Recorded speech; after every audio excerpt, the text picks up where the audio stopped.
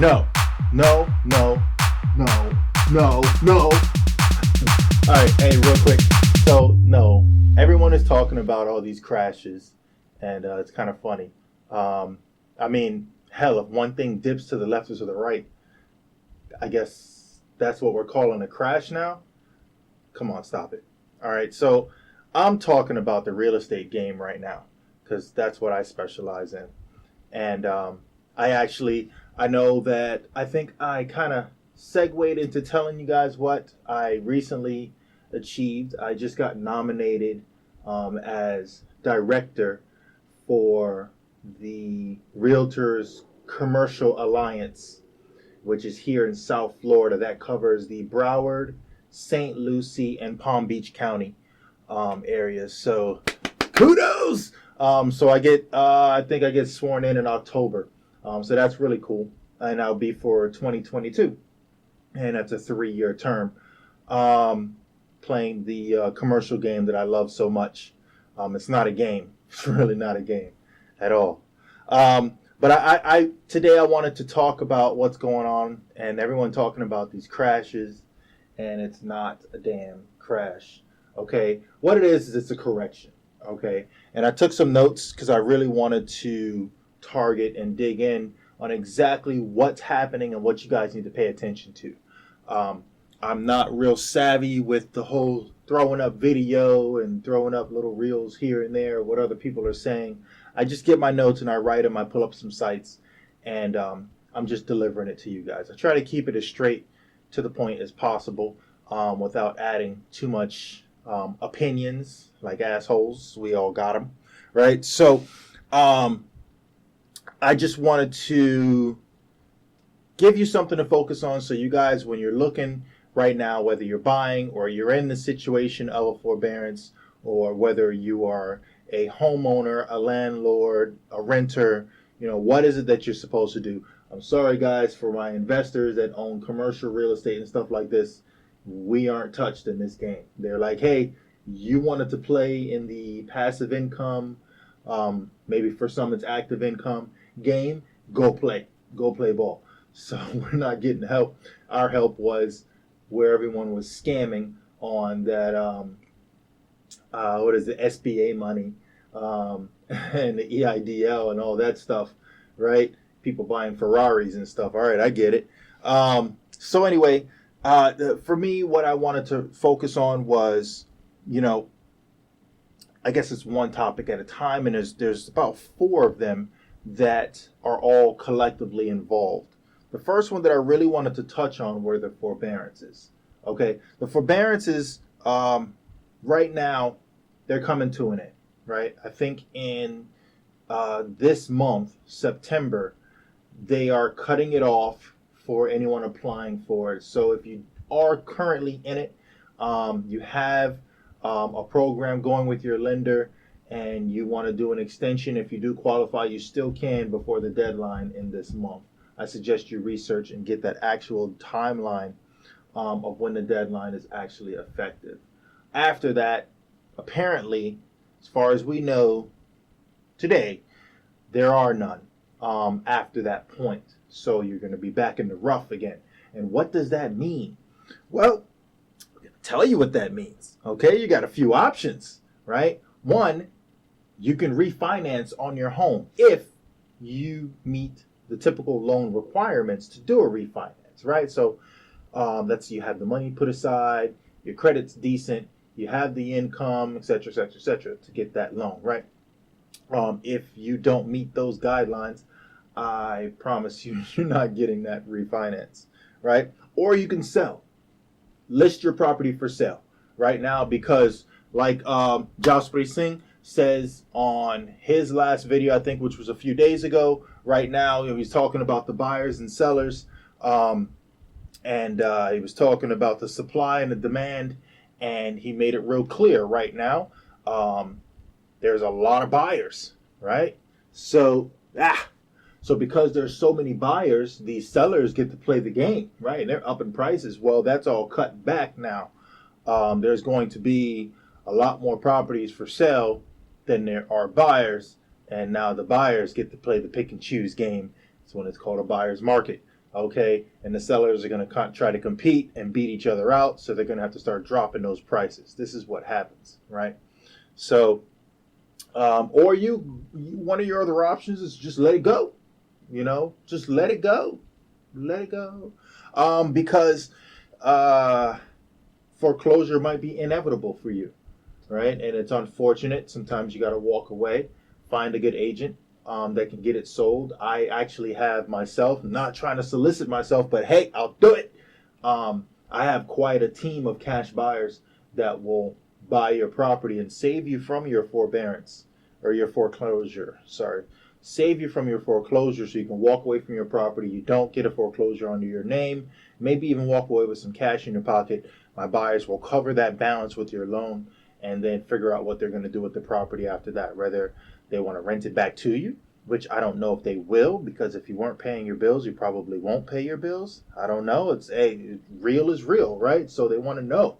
Or they're going to list your property for sale. Maybe they might spruce it up a little bit and slap some new paint on it. Who knows? Flip it and put it back in the market. But that is the reality of what's going on, right? And another option is when the forbearance period ends, pay your bill. That's another option, right? It's always been there. So that's kind of the direction that we're going to be headed as we come into Christmas. So it's either going to be a Merry Christmas, or it's going to be a very bah humbug of a time, right? So hopefully we don't end up with something like that. Let's get in front of our issues and get that stuff settled, right? The other thing that I want to talk about with those who are going to become buyers, our banks are going fanatic. They are dropping rates. One of them, Lending Tree, I don't get anything for saying their name, but I just searched it and I'm like, wow, they're offering a 30-year fixed term for right around 2.2 and change percent APR. I'm like, oh, look at you guys. Some of the other lenders out there, they're waiving their fees, right? Some of them are reducing their fees significantly. So everyone wants you to get a home. Banks are in the business for writing loans. So they don't want to lose you as a possible customer, especially for those that they're going to have to write off on some of these bad loans, right? If they end up getting foreclosed on. So they're trying to get in front of that. This is nothing like what happened in 2008. We're not approaching that, which gets to my other point. All right. Cash buyers were prevalent and they were hitting hard, especially here. I'm in Florida. So they were hitting hard. I mean, whoa, from like April all the way up to August. I think the amount of cash buyers was a percentage I did not write down. Shame on me. I couldn't actually find the article that I read last week. It was astronomical. Okay. But the article also proved that the sales from cash buyers has significantly dropped. Those sales had dropped. So we're getting back to the buyers that are qualifying, right, with lenders, whether it's your conventional or your FHA, VA, USDA. You have these different brands out there right now, the government loans, right? So that stuff is cutting back significantly, okay? So the lenders they're looking for you. If you need to get a loan, they're out there. If you qualify, go get yourself one. I suggest finding a mortgager, someone who can actually do all the work for the bank, and then they go and shop for you the best rates instead of going to a bank. Banks are very conservative. So if you're going to go that route, find a good mortgager who can knock it all out for you. Okay, don't go to the bank just because you do banking with them. Doesn't mean that that's who you need to be loyal to. Please don't think that. Okay, you need to be loyal to your agent, like this guy, right? You pick a good agent that is the bomb, and he gets on it, right, and finds you the best deals out there. He's paying attention to things like your budget in regards to whether you have to pay HOA, your property taxes, and so forth, because he actually read your pre-approval and wants to make sure that everything's within your guidelines. Well, that's the guy you want, or girl, right? So don't get stuck there. And the last thing is the correction that I wanted to talk about, and why it's not like 2008, and why it's not going to be a crash.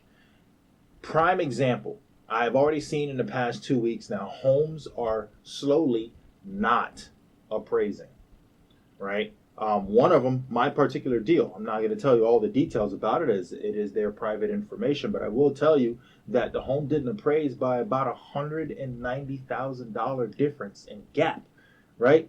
Where the buyers are like, we want this house, so we're buying it. So they're not, sweating the difference. It is a big chunk of change, and they are fortunate enough to have that to put on the table, right?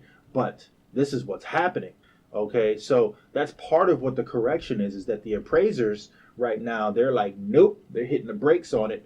And they're like, no, we are not appraising that house for that value. Now, I will tell you that based on my comps, they are significantly lower than my comps. But because the appraiser pulled what they did and the buyer is like, you know what, I'll buy it. They don't want to lose time because we are going to be closing in the next few days. They don't want to extend, right? No one wants to extend. They're kind of sick of that. Just want to get forward and close on this deal. So that makes sense, right? However, what you would normally do in a circumstance like this is you challenge it. You're not stuck with that appraiser because my comps showed a lot closer. It definitely was not $100,000 off. Okay. But I have a feeling that with everything going on, this is part of what these appraisers have to do. Now, we don't know what kind of meetings these appraisers are having, with the state and so forth. I'm sure they're receiving some sort of mandate that states how they need to be appraising moving forward. To what percentage are they cutting back? Another thing that you need to pay attention to are the total assessed values of properties. Normally, annually, properties go up in value, and you can almost estimate that in the next 5 years, my home's going to be worth this much, so forth and so forth. Oh, I'm going to add to it by throwing in a pool and, doing all these different things. Okay, good for you. However, right now, because of everything that's happened, and because Florida does not want to be a California, they are definitely paying attention to that, and the total assessed values will slow down with the appraisers. And that's probably the best balance because the lenders aren't going to write you a check for something just because the seller says, my house worth this much money. Whoa, buddy. Yeah, I bet you think so.